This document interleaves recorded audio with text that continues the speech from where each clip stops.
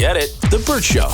Get buzzed on the hot goss from Hollywood with Abby. It's the Bert Show's entertainment buzz. Beyonce made country cool again because it looks like everybody wants to cross over from pop to country, and Post Malone is the next artist to do so. How do we feel about this? More pop people going country?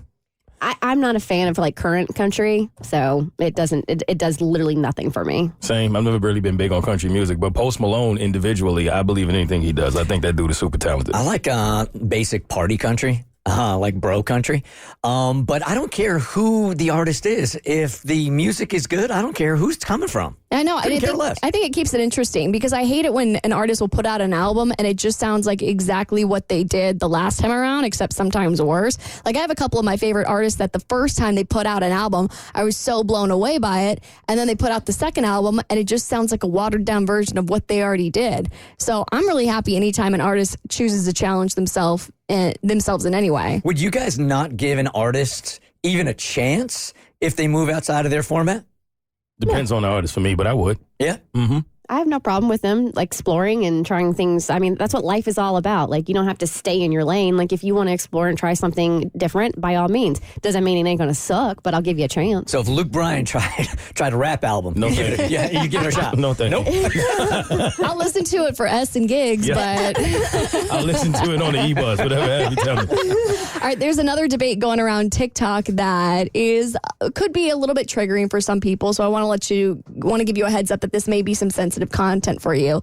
But women are debating whether or not they would like to be stuck in the woods with a bear or a man. Where did this originate and how did it take off by storm? I don't know where it started from. All I noticed is that people were starting to make references to like what a bear wouldn't do. And I would be on. I got to be honest. I saw some of these videos. It takes a lot to offend me. This offended me. It's offending a lot of men, but a lot of women don't see. A lot of women are getting the point. So to fill you in on what the debate is. So obviously women are posed the question, would you rather be stuck in the woods with a bear or a man?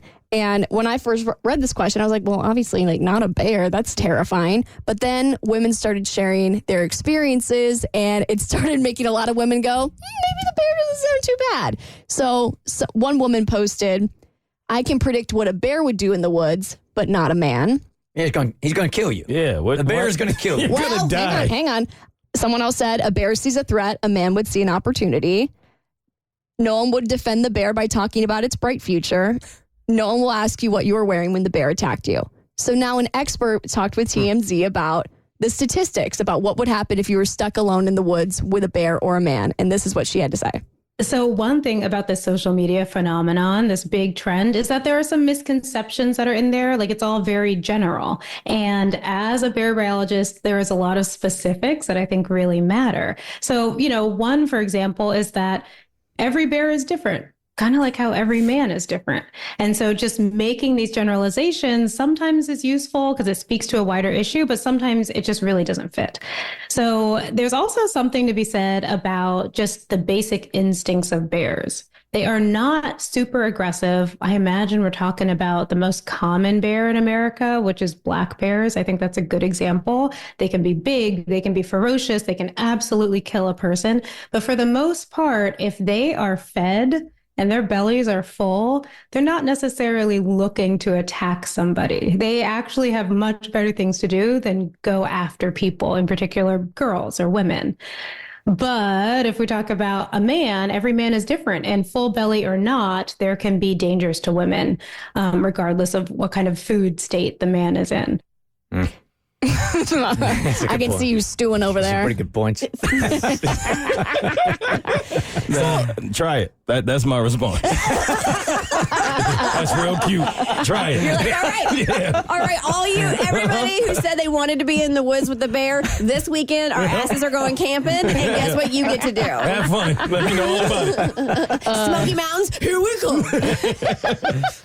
Okay, somebody at Taylor Swift's concert decided to bring their baby, which, you know what? I'm all for that. Bring your baby wherever you are. If it means getting to see your favorite artist, do what you got to do. Hopefully it had those little headphones on. There were headphones. Wait, that gets worse than this. Have you seen this picture? Yes, I did. So there's this photo going around of somebody in the pit at Taylor Swift's concert in Paris, and someone brought their baby into the standing room section and put it on the floor while they were enjoying the concert. Did have the headphones on, so, you know, the sides of the head were protected. They are straddling this baby with their legs the way that I straddle a Solo cup when I'm at a tailgate. So nobody like tips it over. The exact same thing in this mass of people with a baby laying on the ground on its back and the mom has one leg over it on one side and one leg on the other, just making sure nobody kicks her baby. Wow. Yeah, no, you got to call DFAX on that. Yeah, no, at a Taylor Swift concert, we're getting rowdy. For more stories, head to the Bert Show podcast on your favorite listening platform. Get it? The Bert Show.